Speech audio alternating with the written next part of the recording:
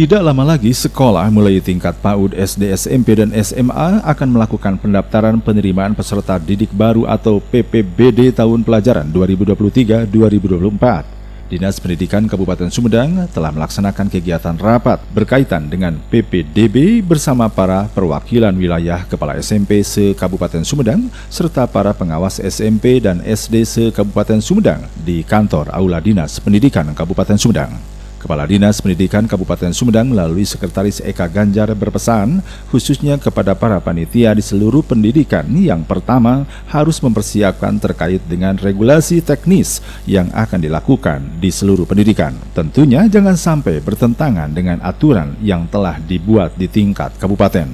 Yang kedua, untuk melakukan komunikasi yang intensif antara Satuan Pendidikan dengan Dinas Pendidikan Kabupaten Sumedang. Karena penerimaan PPDB online ini khusus untuk bidang SD baru rencana akan dilakukan di tahun pelajaran sekarang. Sehingga yang paling utama pelaksanaan PPDB online khususnya jenjang SD karena baru pertama, maka yang harus dilakukan adalah bagaimana Satuan Pendidikan proaktif ke masyarakat.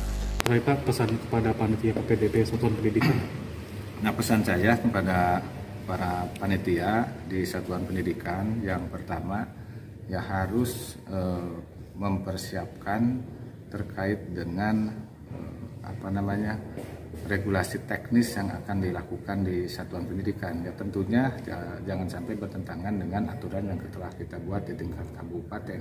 Satu itu. Yang kedua, untuk melakukan komunikasi yang intensif ya, antara Satuan Pendidikan dengan Dinas Pendidikan Kabupaten Sumedang, karena penerapan PPDB online ini khusus untuk jenjang SD ini baru rencana akan kita lakukan di tahun pelajaran sekarang, sehingga hal yang pertama dan yang utama agar pelaksanaan PPDB online khususnya untuk jenjang SD ya, nah karena baru pertama yang jenjang SD ini, maka yang harus kita lakukan itu adalah bagaimana dari Satuan Pendidikan harus proaktif ke masyarakat juga, proaktif ke jenjang pendidikan, kesatuan pendidikan yang jenjang di bawahnya. Saya contohkan berarti SD harus proaktif ke jenjang yang PAUD.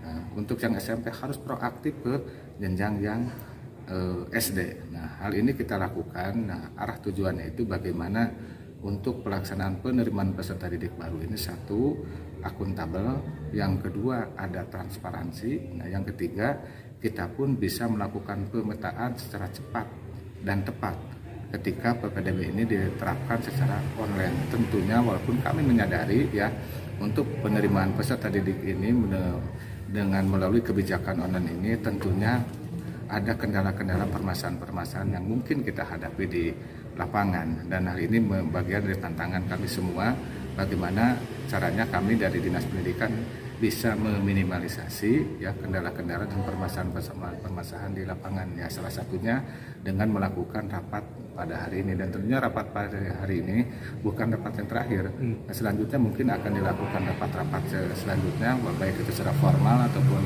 informal begitu.